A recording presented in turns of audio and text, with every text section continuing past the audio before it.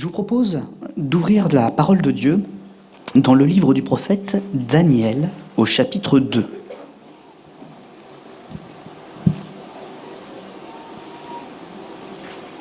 Livre du prophète Daniel au chapitre 2.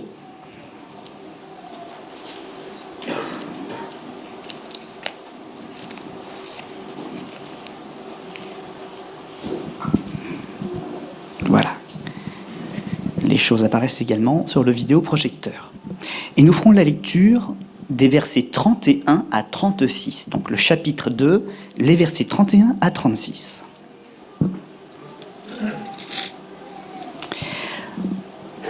Il s'agit d'un roi qui a fait un songe et il envoie chercher un homme de Dieu avec un défi à lui proposer et une explication à lui demander. La rencontre se passe donc comme cela. Il s'agit de la réponse de l'homme de Dieu. « Ô roi, tu regardais, tu voyais une grande statue. » Donc dans son rêve, dans son songe. Cette statue était immense et d'une splendeur extraordinaire. Elle était debout devant toi et son aspect était terrible. La tête de cette statue était d'or pur. Sa poitrine et ses bras étaient d'argent, son ventre et ses cuisses étaient d'airain, ses jambes de fer, ses pieds partie de fer et en partie d'argile. Tu regardais lorsqu'une pierre se détacha sans le secours d'aucune main, frappa les pieds de fer et d'argile de la statue et les mit en pièces. Alors, le fer, l'argile, l'airain, l'argent et l'or furent brisés ensemble et devinrent comme la balle qui s'échappe du nerf en été. La balle, c'est la grosse boule de feuilles là, qu'on voit dans les films de cow-boys. Le vent les emporta et nulle trace n'en fut retrouvée. Mais la pierre qui avait frappé la statue devint une grande montagne et remplit toute la terre. Voilà le songe, et nous en donnerons l'explication devant le roi. Amen.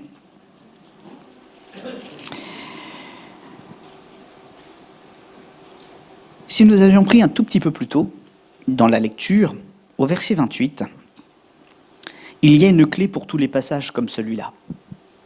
Et cette clé est la suivante. Il y a dans les cieux un Dieu qui révèle les secrets et qui a fait connaître au roi Nebuchadnezzar ce qui arrivera dans la suite des temps. Voici ton songe et les visions que tu as eues lorsque tu étais dans ton lit ou sur ta couche.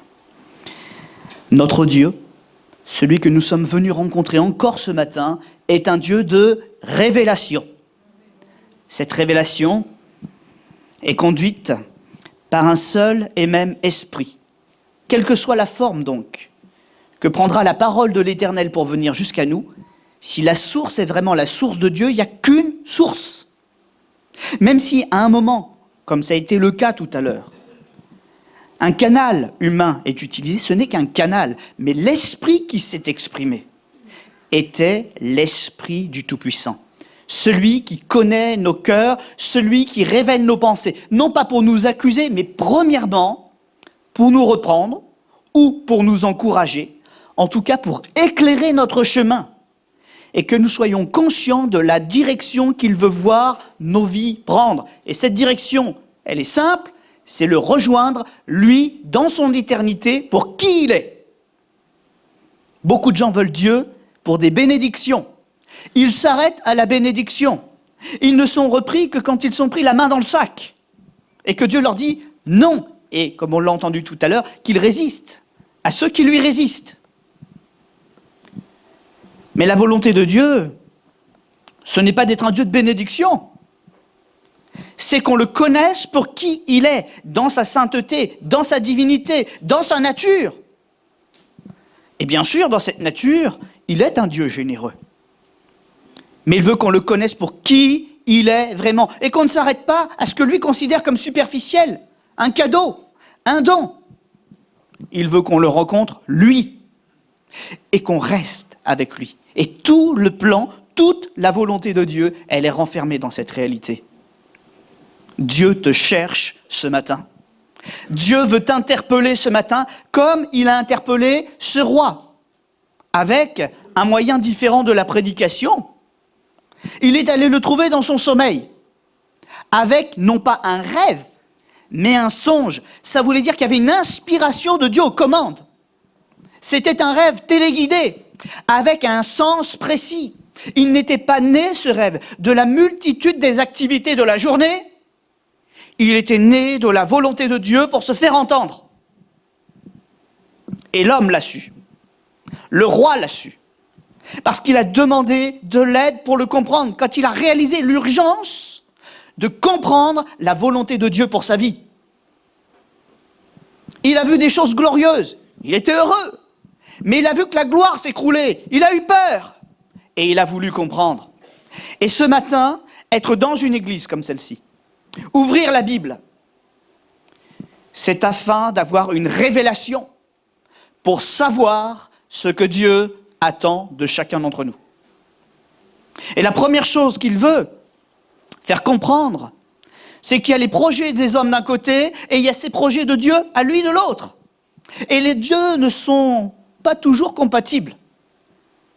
Je dis pas toujours parce que quand on a fait la paix avec Dieu, il y a quelque chose qui se passe aussi dans nos projets. Nos projets rejoignent aussi la volonté de Dieu. Et dans ce cas-là, on marche ensemble dans les projets. Mais avant cela, c'est peut-être l'étape dans laquelle quelques-uns sont encore parmi nous ce matin. Il y a vos projets à vous d'un côté et les projets de Dieu de l'autre. Et ça ne peut pas rester comme ça.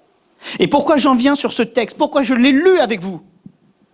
Parce que cet homme-là, c'était un homme qui avait un projet de grandeur. C'était un roi qui voulait répandre son empire. Sa façon de voir les enseignements, il n'avait pas que des mauvaises choses dans son projet. Ça a été un des premiers rois à répandre l'éducation. Il voulait un peuple, il était avec des règles fermes avec ce peuple, mais il voulait aussi que son peuple progresse. En soi, tout n'était pas mauvais dans son rêve. Preuve en est, c'est que le premier élément qu'il va voir de cette immense statue qui le représente au passage, c'est une statue de Louis qu'il voit dans sa vision. Immense! Il sait que ce qu'il ressent est juste, il y a de la grandeur dans sa vie. Et Dieu ne le nie pas. C'est un homme qui a du charisme, c'est un homme qui a du pouvoir, c'est un homme qui a des projets, c'est un homme qui s'est élevé au-dessus de beaucoup d'hommes de sa génération. Dieu ne le nie pas. Et la tête de cette statue est en or. Elle est étincelante. Elle montre la réussite, elle montre la richesse, elle montre l'impact qu'il a, la supériorité qu'il a sur les autres nations. Mais voilà que tout n'est pas en or. Oui, il s'est élevé, oui, il a de la réussite, oui, il est dans un temps merveilleux pour lui et pour sa famille. Mais son regard commence à contempler l'ensemble de l'œuvre, l'ensemble de sa propre personne, comment elle est constituée. Et il y a ce qui attire le regard, l'or, la réussite. Et puis en baissant un peu le regard, il voit que les matériaux changent. Et il baisse encore un peu le regard et il change encore un petit peu plus. Mais vous avez noté comme moi, la qualité des matériaux, elle se dégrade. Des matériaux de moins en moins chers, des matériaux même de moins en moins compatibles. La plupart d'entre nous, on a été enfants, On a essayé de faire des mélanges improbables. Pizza à la glace. Au micro-ondes, c'est pas top, Le chaud, le froid, l'idée est peut-être belle, mais la réalisation, elle est improbable,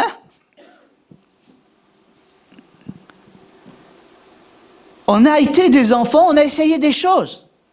Mais vous savez comme moi qu'il y a des mélanges qui ne fonctionnent pas. Et la base de cette construction, la base de sa propre personne, il découvre dans le regard de Dieu qu'elle ne tient pas debout. Mélanger du fer et de la terre. Et une toute petite chose insignifiante, comme une petite pierre qui se détache, qui vient toucher, effleurer cette base qui a tenu jusque-là, mais cette petite pierre va briser l'ensemble du songe, l'ensemble du rêve, l'ensemble de la vie de cet homme qui croyait pouvoir aller jusqu'au bout de sa réussite. Mais sans Dieu, ce n'est pas possible. Et j'aimerais vous attirer, vous aussi, à réaliser comme cet homme que parfois nos ambitions sont nos idoles. Nous nous voyons d'une certaine manière et nous nous attirons à regarder simplement dans la direction de cette partie de nous qui est forte, mais nous détournons rapidement le regard des choses qu'on devrait travailler davantage. Le plus important, ce n'est pas les choses que l'on arrive à faire. Le plus important, ce sont les choses qui nous emmènent vers l'échec éternel. Si notre base n'est pas solide, sur quoi reposera notre éternité ? Si Dieu n'est pas dans l'affaire, qui nous ouvrira la porte de l'éternité et nous dira « Entre, mon fils, ma fille » si Dieu ne reconnaît pas son identité, son image en nous. Si nous avons nous-mêmes taillé notre propre image et fait de nos rêves, fait de notre personne, notre propre Dieu. Ce colosse est une vision orgueilleuse qu'a ce roi de lui-même, et ce qui lui fait peur, parce qu'il l'a très bien compris, en réalité. Même quand il a envoyé le prophète, il avait déjà compris que sa vie était en train de s'écrouler. Mais il voulait une confirmation. Et ça encore, c'est une chose qui est propre à notre nature. Je vais faire c'est pas un tacle, hein. Je préfère le dire d'avance, c'est un exemple. Souvent, j'ai les jeunes qui me demandent de répéter 15 fois, 20 fois, 30 fois et de refaire la même session sur les relations amoureuses. Je l'ai fait, je le referai, il n'y a pas de souci. Mais le vrai problème, c'est est-ce qu'ils ne savent pas faire ou est-ce qu'ils n'en peuvent plus d'attendre ? Je laisse l'interprétation à chacun. Amen quand même. Hein ? Parce que des fois on se dit, il y a forcément un truc que je n'ai pas compris, sinon ce serait tout de suite parce que je veux tout de suite. Mais en fait, tu as très bien compris. Mais Dieu te demande de la patience pour que ton projet soit aussi son projet. Et tu as très bien compris dès la première fois. Voilà, c'est pour ça que je disais, ça pouvait être intact. Ce ne l'est pas, c'est un exemple. Amen. Mais combien de situations dans notre vie abordons-nous de cette manière ? Là, je parle des jeunes. Mais c'est toutes les générations. Quand on a envie de quelque chose et qu'on veut que ce soit maintenant, eh ben, on va écouter tous ceux qui... et répéter à chaque fois la même question et les mêmes réponses. Et ça ne nous fait pas avancer. Je vais même vous dire que c'est un manque de foi. Parce qu'à un moment, à force de répétition, on finit par dire « Dieu n'a pas répondu ». Parce qu'on n'a pas eu ce qu'on voulait. Pourtant, la réponse, elle a toujours été là, et répétée par Dieu avec patience à chaque fois.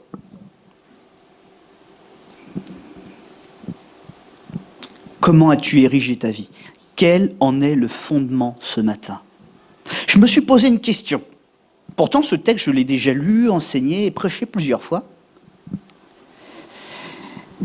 Mais je me suis dit, en ayant cette vision, Dieu l'interpellait, donc cet homme a eu un choix à faire. Il a pris conscience, c'était l'objectif de Dieu, mais pour que derrière, il fasse quelque chose de différent. La vision était la vision de ce qu'il était lui dans l'instant présent. Il aurait très bien pu choisir de changer les matériaux,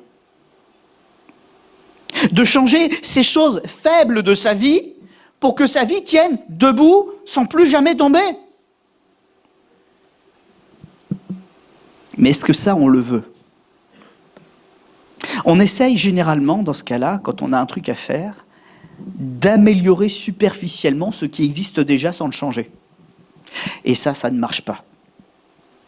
On va rendre les choses un petit peu plus fortes, on va mettre des tiges peut-être en acier à l'intérieur de la jambe, là. Mais à la base, l'argile et le fer sont toujours là. On a consolidé quelque chose qui ne marche pas. Et on s'est donné raison de dire, c'est bien, là on a fait quelque chose, ça va être efficace, ça va durer 100 ans de plus, 200 ans de plus. Mais au final, l'objectif, c'est pas que ça vive 100 ans de plus, ou 200 ans de plus. On vise l'éternité, mes amis. C'est pour ça qu'on se fait du mal. C'est pour ça qu'on pleure parfois, c'est pour ça qu'on lutte, c'est pour ça qu'on abandonne certaines choses, et c'est pour ça qu'on se soumet à certaines choses de Dieu. Parce qu'on vise l'éternité. C'est un sacrifice intelligent que nous faisons. Et nous devons continuer d'avoir la bonne discipline de le faire comme il faut. Avec courage et l'audace de la foi et jusqu'au bout. Pour que le bilan ne soit pas le même bilan que pour ce roi. Un grand potentiel qui s'écroule. Parce que nous avons tous un potentiel. Si la base est bonne, ce potentiel ira toujours en construisant et en s'élevant. Mais s'il y a un gros potentiel de départ, et qu'on ne regarde qu'au potentiel de départ en négligeant les bases, en disant « ça a toujours passé, je suis fort », la base qui nous fait défaut, elle s'écroulera. Et celui qui était fort se retrouvera à terre. Que celui qui est debout, dit l'Écriture, prenne garde de tomber. C'est toujours vrai avec nous les chrétiens d'aujourd'hui. Nous sommes debout, mais que notre humilité soit notre base pour continuer de regarder ce que nous avons à regarder, ce péché, cette nature fragile qui nous fait si souvent défaut et qui nous détourne de Dieu. L'interprétation de cette statue révélée à ce roi avait aussi une autre perspective. Vous le savez comme moi, souvent les prophéties bibliques, elles ont un temps présent, parfois un temps moyen, puis après il y a un temps à venir. Généralement, le temps à venir, c'est toujours le même. C'est la mondialisation. Ce roi avait donc une vision pour lui-même, dont il était responsable. En même temps, le Seigneur lui montrait quel serait l'avenir de la nation qui était issue de lui. Et comment elle serait partagée entre d'autres nations après. Il a construit un grand empire, ce temps, cet âge d'or, qui ensuite se dégradait, pour ensuite se diviser, pour ensuite se diluer totalement dans le monde. Et cédant la place à d'autres personnes. Et puis il y a le temps prophétique, la fin des temps, où cela raconte notre histoire à nous tous. Nous avons commencé comme des êtres de gloire, créés par Dieu à son image. Une image qui était parfaite, morale et spirituelle. Nous étions capables de penser comme Dieu, connectés à Dieu, d'être compatibles avec lui, de le recevoir en personne à chacune de ses visites. C'était ça l'Éden. Aucune distance, il suffisait d'appeler Dieu pour que Dieu vienne en personne. Il suffisait de dire « j'ai une question » pour avoir instantanément la réponse. Mais le péché a dégradé cette relation. Elle a dégradé notre nature jusqu'à nous séparer les uns des autres. Nous sommes tous des hommes et notre réponse à cette nature, c'est de nous faire la guerre. C'est de tricher, c'est de mentir. Alors que nous avons commencé dans la gloire, nous nous apprêtons à finir dans les ténèbres, dans la solitude. Mais aujourd'hui, nous avons un Dieu qui peut tout réparer. Et son œuvre est en marche, puisque cette vision le dit aussi. Ce qui est de Dieu n'a pas disparu, mais nous l'avons tenu pour insignifiant, un rien du tout, dans notre grand projet personnel. Mais quand la petite pierre qui représente Dieu, à nos yeux aujourd'hui, reviendra prendre sa place, elle écroulera toutes les idoles et remplira le monde. Alors, je vais quitter un petit peu cette interprétation.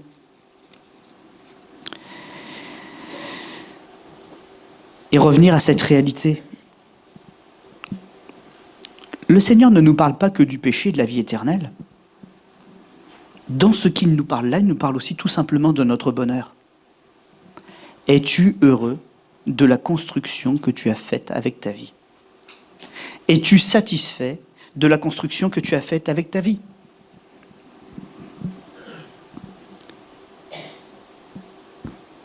Force est de constater que on peut vivre heureux en étant pauvre. Je vous le dis souvent, ça. Mais c'est une réalité. J'ai eu l'occasion d'aller dans les différentes strates, les différents périphériques de la ville de Pékin et de celle de Shanghai aussi. C'est pas parce qu'il y avait des gens dans la misère que j'ai vu des gens malheureux.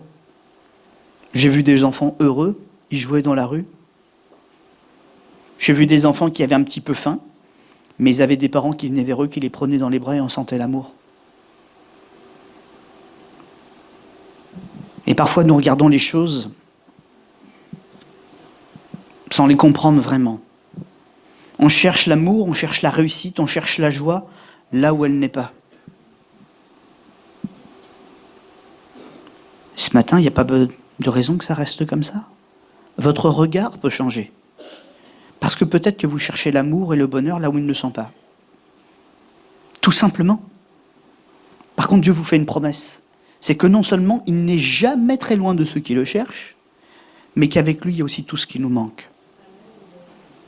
Toujours. Quand je vois la vie des apôtres, je me dis, ils ont fait des grandes choses, hein. Mais je me dis aussi souvent, j'aimerais pas être à leur place. Hein, Paul, il va aider dans une ville, il passe à la ville suivante, des gens le devancent, il le lapide. Gratuitement. Moi, je suis pas fan de l'expérience quand même. Hein. Il est entouré par les frères. Et de mort qu'il était, les gens l'ont vu vivant. Le texte n'apporte pas une réponse tranchée. Est-ce qu'il était à demi-mort et on l'a soigné? Est-ce qu'il a vécu un miracle de résurrection? Vous avez l'une ou l'autre des interprétations. Moi, ce que je vois, c'est qu'il n'était pas tout seul. Des frères l'ont relevé. Des frères l'ont accueilli. Des frères l'ont soigné. Il aurait pu être malheureux, se sentir rejeté. Mais Dieu avait prévu à une part d'amour et de consolation pour le relever. Pas juste la guérison, pas juste lui dire « tu as une grande mission, avance !» Il a pensé aux frères et à l'amour dont on a besoin. Voilà l'Église. Voilà la construction de Dieu à laquelle nous devons penser, dans laquelle nous devons nous projeter. Car là est la volonté de Dieu. Pour nos corps, pour nos esprits, pour nos âmes, pour notre bonheur et pour notre réussite.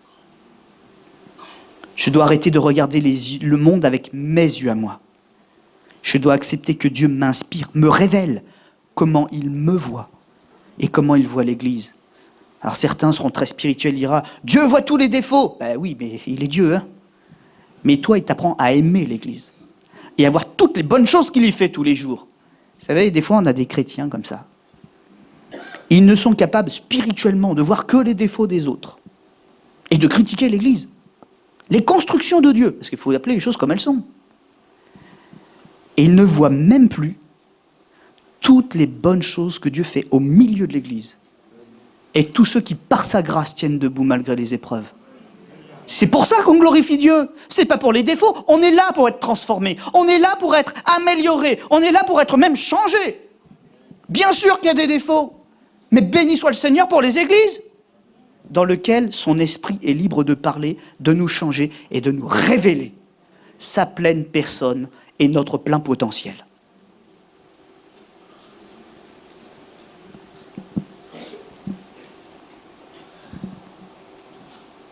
C'est vrai que tout ne sera pas toujours construit des meilleurs matériaux. Hein. L'apôtre Pierre l'enseigne. Il y a des constructions d'or, des constructions d'argent. Et il y en a d'autres, c'est plutôt de la chaume, de la paille. Et si le Seigneur met un peu l'épreuve, ça prend feu, ça disparaît. Mais je vais vous dire quelque chose, hein, on ne va pas se mentir, on est humain. Même bien dirigé par le Seigneur, des fois notre nature sort et puis on fait des petites choses à notre sauce. Et ça ne tient pas. Pour autant, il y a quand même l'or et l'argent donnés par le Seigneur. Les choses d'en haut et tout ce qui découle du salut. Alors on ne va pas s'arrêter pour les petites choses imparfaites. On est sur la terre, il y aura toujours de l'imparfait. Mais on va avancer pour engranger un grand trésor pour la maison de Dieu. Parce que ce n'est pas pour nous seulement que nous bâtissons aujourd'hui. On bâtit ensemble une maison pour Dieu. Éternelle, spirituelle, mais aussi avec la pensée profonde et la conviction qu'on le fait pour tous les frères et sœurs qui sont là. Je dis les frères et sœurs, mais certains ne sont peut-être pas encore convertis, mais on prépare aussi ces choses pour vous, pour que vous ayez votre place aussi. Que le Seigneur nous aide à aller au bout de la vision et du défi qu'il nous propose. Ça n'a pas dû être facile, on entendait tout à l'heure parler de Moïse. D'avoir une vision céleste, d'un tabernacle, d'une maison de Dieu, avec le détail millimétré de chaque matériau, de chaque chose, à chaque place, d'une rigueur, moi je ne l'ai pas cette rigueur. Hein. Et non seulement il a réussi à accomplir l'œuvre, mais en plus je me suis demandé où il a trouvé le courage de ne pas fuir devant ça, quoi. La première des qualités de Moïse, ça a été d'être persévérant et patient. Et il a pu aller jusqu'au bout. Si des hommes avant nous l'ont fait, alors que Dieu leur a demandé le divin, alors qu'ils n'étaient que des humains, c'est assurément que Dieu était dans l'affaire avec eux. N'ayons pas peur, mais soyons fidèles. Et bâtissons ensemble. En chassant les matériaux, par contre, qui ne sont pas bons, autant que ça dépende de nous. Quels sont-ils? Les murmures, la critique, la dissimulation, le mensonge, et d'autres. Ben, on est là pour ça ce matin. On est là pour prendre des victoires là-dessus, ensemble. Parce qu'on est tous au même lot, pasteur compris. Mais si on s'unit autour de cette volonté de Dieu, pour y arriver ensemble, le Seigneur fera son œuvre et il retirera les scories, les imperfections des matériaux que nous sommes, pour renvoyer un matériau purifié par lui. Un matériau de choix, pas simplement qu'il va utiliser, mais qu'il va vouloir garder. Dieu veut te garder avec lui ce matin. Et en Jésus, et par l'œuvre de Jésus à la croix, il t'offre aussi la possibilité d'accepter de retirer les défauts de ta vie. C'est une œuvre glorieuse que nous célébrons le dimanche. Et tous les jours de notre vie d'ailleurs. Et c'est aussi pour cela que nous ne tarissons pas de rendre témoignage, d'aller vers les uns et vers les autres, de soutenir dans l'épreuve. On n'est pas là pour faire des membres d'église, hein. On n'est pas là pour gérer un commerce. On est là parce qu'on a été touché et changé profondément par une révélation qui nous a montré vraiment qui on était et qui nous a montré vraiment qui était Dieu. Et on a fait un choix. Et c'est ce choix, cette conviction profonde qui nous porte ce matin. Continuons de la porter avec fierté et dignité. Et que Jésus soit fier de nous. On va incliner nos fronts un instant.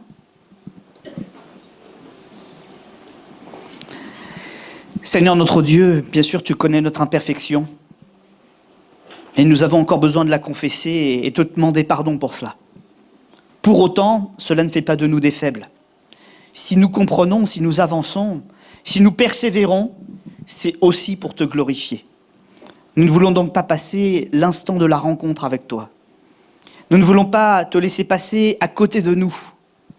Nous ne voulons pas non plus laisser notre manque de foi nous dire que tout va bien quand même. Mais nous voulons tout simplement voir la réalité en face. Et nous voulons affronter cette réalité. Nous voulons être des artisans de notre salut, parce que nous avons notre part à jouer, mais aussi du salut de ce monde. Alors s'il te plaît Seigneur, si dans le secret de nos cœurs, tu dresses un état des lieux de nos vies, si tu nous révèles les choses, pas simplement les choses glorieuses, mais l'ensemble des choses qui nous concernent, si tu nous donnes aussi ce courage de regarder en face la réalité, donne-nous aussi la victoire qui va avec, s'il te plaît. Accepte de continuer de prendre notre main, de nous prêter ta force lorsque tu marches et de nous entraîner avec toi. Aide-nous, s'il te plaît, Seigneur, à progresser. Et si un jour, l'état des lieux n'a pas été excellent, nous nous rappelons que cet état des lieux était pour une prise de conscience et que nous puissions nous ressaisir. Le Dieu du salut, c'est aussi le Dieu de la seconde chance. Le Dieu du salut, c'est le Dieu qui nous éclaire sur les choses mauvaises, mais en disant, mais tu peux le remplacer par ce qui est bon. Alors Seigneur, ce matin, puisque tu nous donnes ce pouvoir, puisque tu ouvres devant nous cette réalité, maintenant nous voulons aussi de notre côté nous engager, parce que cela dépend de nous, à nous projeter dans une discipline pour le vivre. Seigneur, que ta volonté se fasse avec nous sur cette terre, comme elle est faite par tes serviteurs fidèles au ciel, par tes saints anges, et que tu puisses nous compter nous aussi dans ceux qui t'appartiennent. Amen.